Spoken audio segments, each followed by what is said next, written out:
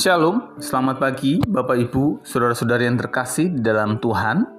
Pagi hari ini kita akan melanjutkan pembacaan dan perenungan kebenaran firman Tuhan yang terambil dari kitab Imamat pasal 7 ayat yang pertama sampai yang ke-38.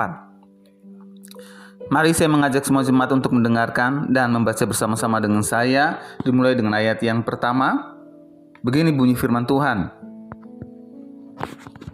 Inilah hukum tentang kurban penebus salah.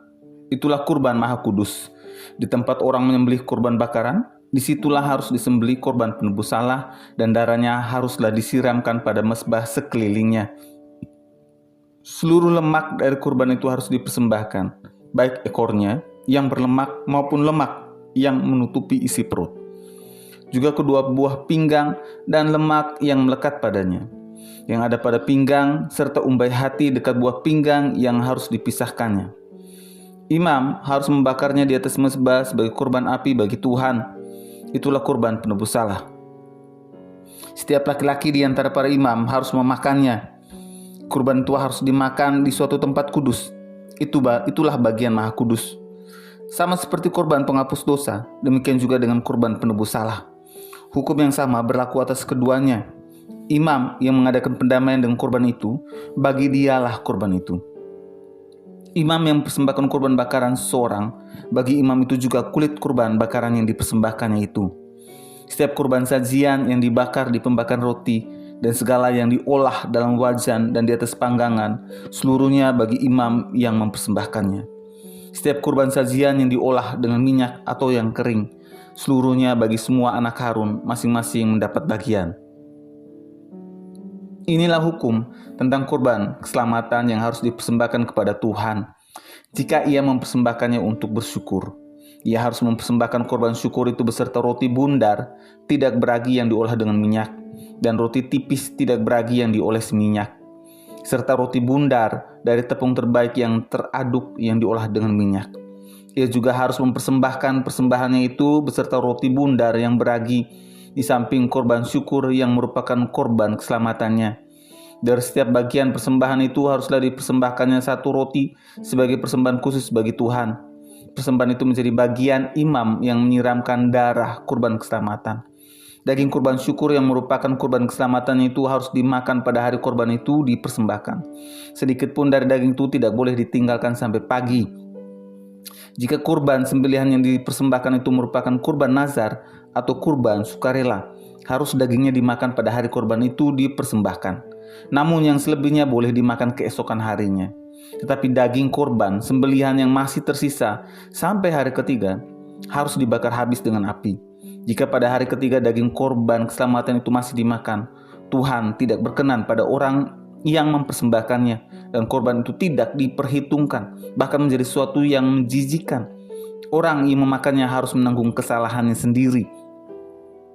Daging yang bersentuhan dengan sesuatu yang najis tidak boleh dimakan, tetapi harus dibakar habis dengan api.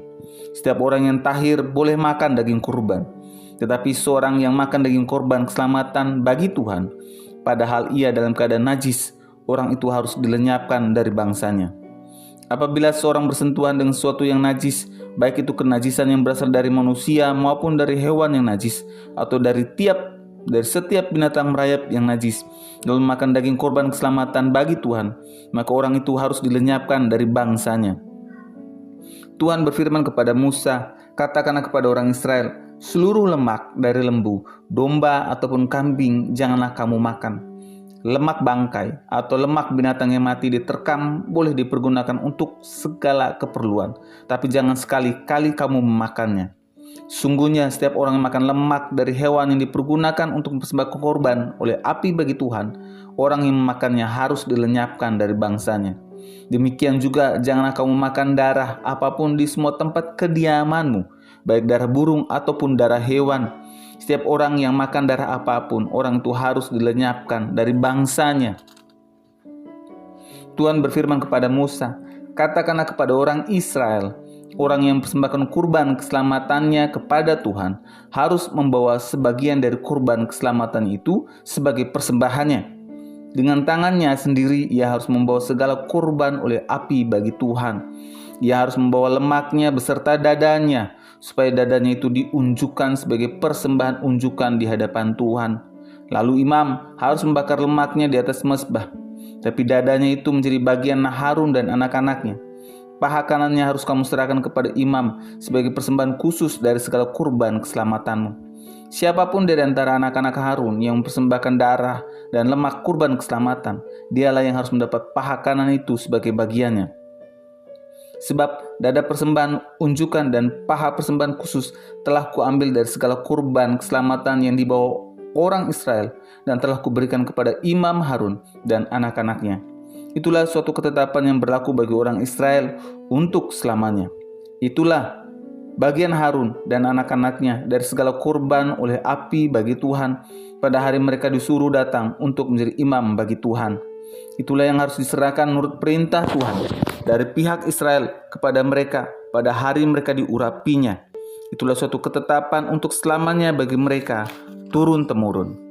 Itulah hukum tentang kurban bakaran, kurban sajian, kurban penghapus dosa, kurban penebus salah, persembahan penabisan, dan kurban keselamatan yang diperintahkan Tuhan kepada Musa di atas gunung Sinai pada hari Tuhan memerintahkan orang Israel mempersembahkan kurban mereka kepada Tuhan di padang gurun Sinai. Bapak, Ibu, saudara-saudari yang terkasih di dalam Tuhan, hari ini Imamat pasal 7, teks yang kita baca menjelaskan bahwa ini adalah instruksi atau perintah lebih lanjut yang diberikan untuk para imam yang berkaitan dengan hukum tentang kurban bakaran, kurban sajian, kurban penghapus dosa, kurban penebus salah, persembahan penabisan, dan kurban keselamatan yang diperintahkan Tuhan kepada Musa di gunung Sinai pada hari Tuhan memerintahkan orang Israel mempersembahkan kurban mereka kepada Tuhan di padang gurun Sinai. Imamat pasal 7 adalah penegasan peraturan rinci tentang hukum persembahan penebus salah, dosa dan kesalahan, dan persembahan keselamatan atau pendamaian, menekankan kekudusan, pembagian bagian imam, serta larangan makan lemak dan darah, menunjukkan bahwa mendekati Tuhan memerlukan kesucian dan ketaatan. Dan hari ini kita akan coba sedikit membahas tentang lemak dan darah hewan dalam Imamat pasal 7 ayat 22 sampai dengan 27. Dalam perjanjian lama, seorang Israel tidak boleh memakan bagian berlemak besar dari seekor hewan. Ini berlaku untuk hewan yang dipersembahkan sebagai kurban dan bahkan hewan yang mati secara alami atau mati dan dicabik-cabik oleh binatang buas. Hukumnya tetap sama, sekali-kali tidak boleh memakannya. Lemak hewan tersebut melambangkan kebaikan dan kelimpahannya, dan itu milik Tuhan. Selain itu, lemak tersebut adalah energi yang tersimpan dalam hewan. Itu juga milik Tuhan. Barang siapa yang melanggar dan makan lemak hewan yang dipersembahkan sebagai kurban dan untuk hewan-hewan yang dilarang untuk dimakan, maka orang yang memakannya akan dikucilkan dari bangsanya atau pengucilan dari komunitas umat Allah. Demikian juga dengan darah, tidak boleh dimakan. Hukum perjanjian lama juga melarang orang Israel makan darah secara langsung, baik darah burung maupun binatang. Darah melambangkan nyawa hewan atau manusia. Itu kita bisa lihat dalam Imamat pasal 17 ayat 11 sampai dengan 14. Dan nyawa itu milik Allah. Dan jika ada umat yang melanggarnya, maka orang itu akan dikucilkan dari bangsanya dan dikucilkan juga dari komunitas umat Allah. Bapak, Ibu, saudara-saudara yang terkasih, larangan ini mengajarkan umat Israel untuk memberikan yang terbaik kepada Tuhan dan hidup tertib dengan lemak bagian yang terbaik, hewan dan darah, simbol kehidupan dikhususkan untuk Tuhan dalam ibadah. Maka dari itu, lemak adalah milik Tuhan, melambangkan kelimpahan dan kebaikan.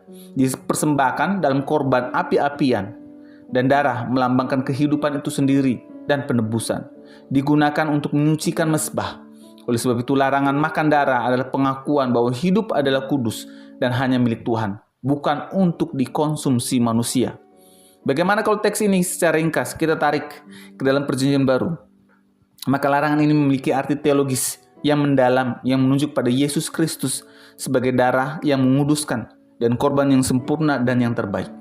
Melalui pengorbanan Tuhan Yesus, tubuh dan darahnya yang diberikan sebagai persembahan, maka kita mendapat hidup kekal. Secara praktis dapat kita terapkan dalam hidup masa kini bahwa jangan mengambil bagian yang menjadi milik Tuhan. Kemudian lakukan dan persembahkanlah yang terbaik melalui hidup dan pelayanan kita. Karena Tuhan berhak menerima segala persembahan hidup dan pelayanan yang benar-benar, yang terbaik yang kita berikan.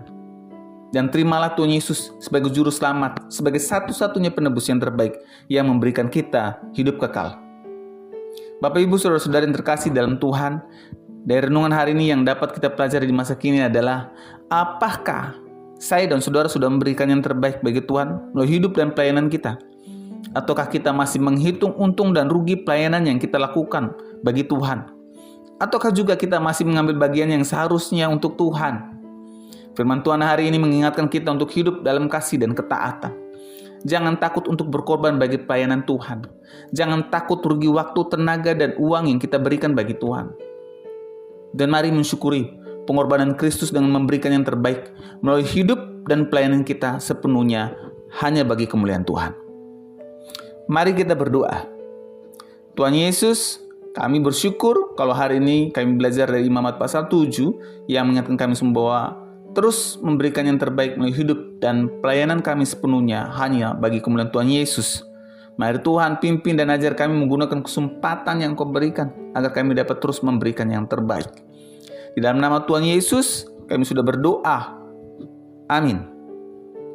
Kiranya renungan hari ini terus menguatkan langkah iman kita dalam mengiringi Tuhan Yesus.